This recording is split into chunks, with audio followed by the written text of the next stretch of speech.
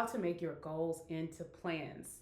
Yo, it's 2024, y'all. Oh my God. I want you to win this year. I want you to turn your goals into actions, and I want you to crush all of them. It's great to have goals. Gotta have goals, friends.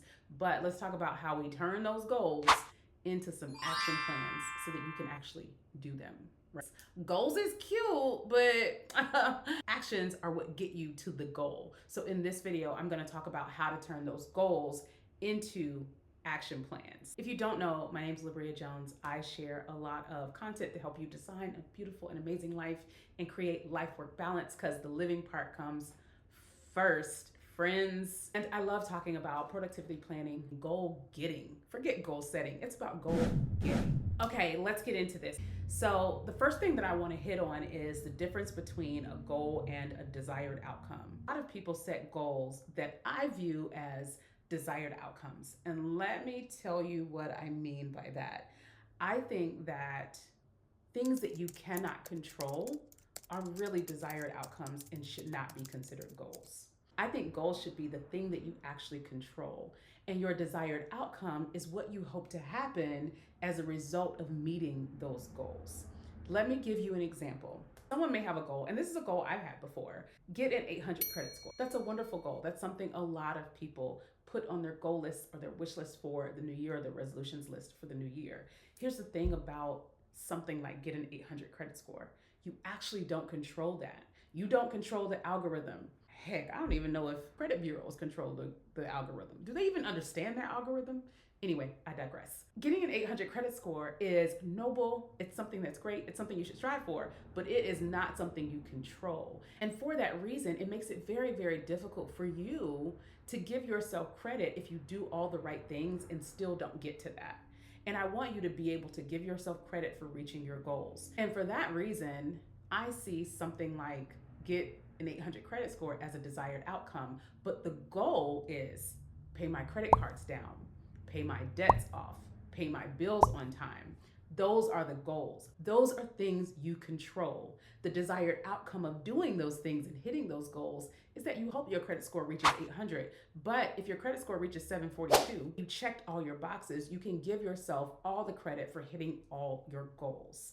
And maybe the outcome that you desired didn't happen, but you got really close to it and you checked the box on your goals.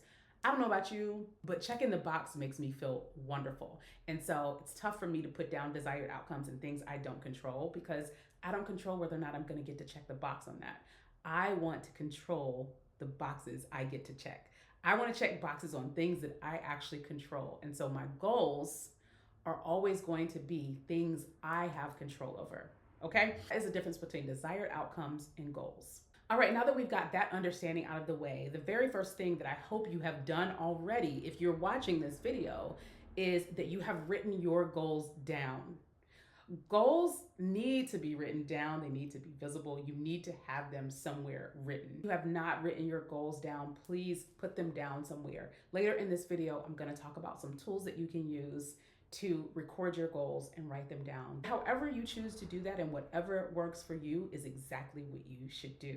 All right, so you have your goals. You've already watched my How to Plan Your Year video and set your goals. Now it's about breaking down the actions to get to those goals. One of my most important activities and responsibilities as a project manager was to take big things, a project objective or a goal, and break those down into small actions.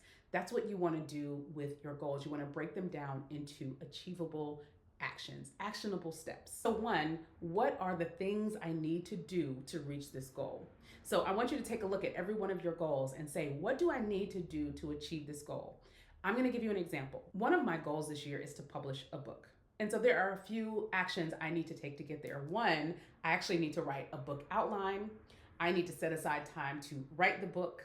I need to find someone to edit the book. I need someone to proofread. I also need to write a book proposal so that I can get it published and potentially find an agent. And then I've got to design cover art for the book, and then I've got to actually get the book printed. So those are all the actions that I need to take. That's my little project plan for that goal. So I can write those actions down. So for every one of your goals, I want you to sit back and think, what are the actions I need to take to reach this goal? And keep in mind, some of those actions are going to be recurring. For instance, if it's write a book, I need to on a recurring basis, on a regular basis, sit down and do writing. The next thing I need to think about when I think about these actions and these goals is this going to bring in money? Is it going to cost money? And or do I need to learn something new to achieve this goal? Because all of those things help me further plan. If it's going to cost money, I can start to think about, oh, I need to do some financial planning around this. For example, if one of my goals is to take my mother on a Mother's Day trip, this is going to cost me money. Now I know I can go ahead and start to layer in my financial plan. How much am I going to spend, and when do I need to start saving up for that trip? When you're breaking down your actions, you also want to think about, is this going to cost me money? Is this going to bring in money? Who do I need help from for this? Or what do I need to learn to do this? That gives you a lot more clarity into these actions. It helps you figure out what other planning you need to do. Maybe you need to do financial planning. Maybe you need to find a course to take and things like that. So breaking down your goals and your actions into that additional level of detail helps with additional planning. Then you want to set dates for your actions. So if I go back to that example of wanting to take my mother on a Mother's Day trip, I have several actions. I need to pick a location, I need to book a flight, I need to book a hotel. I already know when Mother's Day is, so I need to work backwards from that and say, we're going on this trip for Mother's Day. I need to have everything paid for by 30 days before the trip. I would want to book flights maybe 60 days before that. I would go ahead and set a date for that action. Book flights by March 10th. I would maybe set the date to book hotels by April 30th. I need my hotel or my Airbnb booked by April 30th. You can go ahead and set dates for all of those things. And then the other thing that you want to do with your goals is define your routines and habits. This one right here is a game changer. Routines and habits are the things that will keep you disciplined and keep you moving forward towards your goals once the momentum of a new year wears off. I don't know if you're like me, but I get really excited about a new year. I get excited about a new week. I get excited about a new month, a new quarter. I get excited about the new. But the momentum wears off. By Wednesday of the week, I'm like, child, let me lay down somewhere. And I feel the same way by the end of the month, by the end of the quarter, and by the end of the year, or the middle of the year, the momentum starts to wane. Having routines and habits is what will sustain you when the momentum wears off. Because your routines and your habits become muscle memory. Think about it. You wake up, wash your face, brush your teeth, and take a shower really without having to think about it. This is muscle memory. Your body is just used to doing those things. And so the goal is to build the types of routines and habits that make it muscle memory for you. Here's what I suggest. As you look at your goals, think about the goals that require you to do something on a regular basis. I'm gonna give you a couple of examples. One of my goals is to close my exercise ring on a daily basis. That right there requires me to have a routine. The other goal is to write a book. That also requires me to have a routine of writing. So when I look at the goal of writing a book, I'm going to say, well, my regular routine will be to write for 3 days a week. Or I could say, I'm going to write for 15 minutes every day. That's going to be one of my habits. The other routine that I need to make sure I have is the night before, making sure I have everything I need to make it easy to go work out. I need to reduce friction in the process. I need to reduce opportunities for me to opt out. Because that's what happens, right? We opt out. We find any excuse to be like, nah, I'm not gonna be able to do it. I didn't charge my Apple Watch last night, or I can't figure out where my workout clothes are, or my leggings are dirty. And so I need to establish a routine that on a weekly basis, I already have all of my workout gear laid out. I already know my schedule for the week. So think about the routines and habits that you need to form and create in order to make sure that you follow the actions that reach your goals that hopefully give you your desired outcomes. One of the exercises that I went through is literally listing out daily, semi-weekly, weekly, bi-weekly, semi-monthly, monthly, and quarterly. And I wrote out what are the routines and habits that I know I need to incorporate on those recurring schedules in order to make sure that I'm doing the actions that get me to the goals that hopefully meet my desired outcomes. And then you want to schedule these things out. Get on your own schedule, honey. You are the CEO of your life. You are a very important person, and people need to be on your schedule, including you. You need to be on your schedule. So go ahead and schedule these things out. I literally have a schedule that shows when I'm going to work out. It shows when I'm going to eat dinner. It shows when I'm going to wind down. And one of the reasons why I like doing this is because on a day-to-day basis, as I'm trying to schedule out my tasks, I can literally see when can I feasibly do things because I've already blocked out time to go to the gym. So go ahead and schedule some of these things. I'm going to schedule out my writing time I'm going to put my writing time on my schedule. The other thing I like to schedule is, when am I going to review my week? When am I going to review my month? And when am I going to review my quarter? I even schedule every Sunday, I'm going to do my Sunday self-care and do my facial and that kind of stuff. So make sure that you get these things on your schedule. Those are the steps that I take to make goals into action plans. The next thing that I do is use tools to manage this. I am the project manager of my life, okay? I am a project manager by trade and by habit, and I like to project manage my life.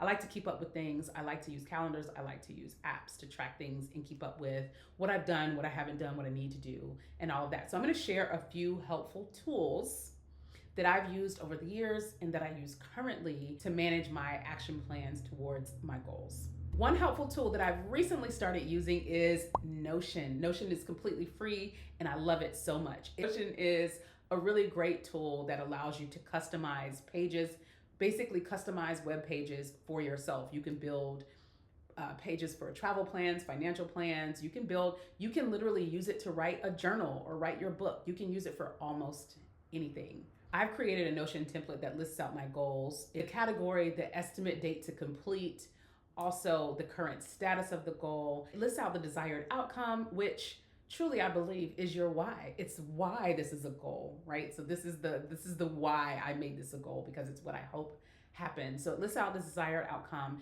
It also lists out my actions. Then I also put in there the reward that I plan to give myself when I reach this goal. Now, I don't have rewards for every single goal because I would be rewarding myself like crazy, but I do for a lot of my bigger goals. I have rewards in there. For instance, if I reach my cash liquidity goal, I'm gonna buy myself a designer bag.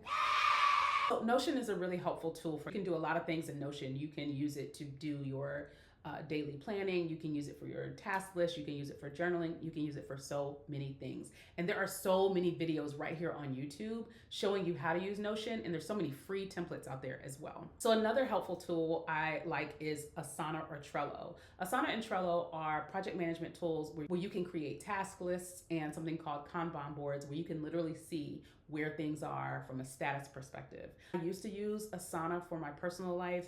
Now I only use it for my business. My team uses Asana, and Kanban board is actually broken down into business areas. So marketing, administrative, finance, content, products, and partnerships. And so we track and manage our projects in Asana, but Asana is also free, so is Trello, if that's something that you'd like to use to manage your own personal projects. Google Calendar, so you need to have a calendar. Our big age, with all the things that we have going on, we need to have calendars. Now, I don't know how old you are, but your girl is grown. I'm 45 years old. Me and my friends' lives have so much going on between work, between our personal endeavors, between our kids, between our parents, between all of the things that we have to do, show up for birthday parties and show up for engagement parties and just general social lives. There's just so much to do. At our big age, we must have a calendar. I use Google Calendar for the most part, but whatever you choose to use, have a calendar, please, friend. Now for day-to-day task management, I have recently started using an app called TickTick.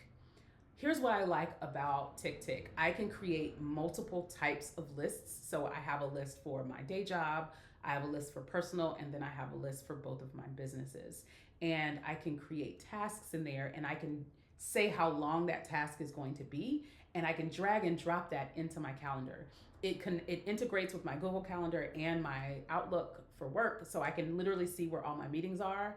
But this is a game changer for me because I think it's really important that your to-do list coincide with a schedule. So often we set ourselves up for failure with to-do lists, and we create crazy to-do lists that there's just no way we can get it done in a day. And I use this to actually schedule out my tasks for the day. If I know I need to make a phone call, I'm just gonna put a 15-minute task on there to make that phone call. If I know I need to run an errand, I might, depending on what that errand is, I do a 30-minute task to run that errand. If I know I need to work on something that I need a 90-minute focus session to work on that thing, I'm going to put a 90-minute task to work on that thing on my calendar so I can literally see that I have time to do that. I'll share a separate video on how I manage tasks on a day-to-day basis, but I want you to know TickTick is an app and tool that I use to manage daily tasks. And then there's also physical planners. I still am a lover of physical planners. I like writing things down. My mom bought me my first planner my freshman year in college, and I've been addicted ever since. It was a Franklin Covey planner. I've been addicted ever since. A few years ago, I created my own planner. It's actually available to download. It's a downloadable planner, and it's in beta version. So if you download it, I'm likely gonna ask you for some feedback in a survey, and I will put the link to download it in the description box. It's only $15. My last tip about how to turn your goals into action plans is don't overthink or overdo this. Don't overload yourself, okay? Guys, I do a little bit because I'm a little bit of a productivity nerd and I'm trying out a lot of different things. So as I'm trying to see behaviorally what works best for me and how to best tweak my physical planner against TickTick. So, but don't overdo this and don't overthink this, but make sure that you are putting in the effort and the work to define your routines and your habits that are gonna keep you disciplined when your momentum wanes. Also, make sure that you're taking your goals and breaking them down into action plans so you know exactly what you need to do and you know when you need to do it so that you can check off those goals so that hopefully you make it to your desired outcomes in 2024. If this video was helpful, please do me a favor, go ahead and hit that like button so other people know that it was helpful as well. And subscribe to my channel. And don't forget to turn on alerts so that you get notified whenever I post new content. I will see you in the next video.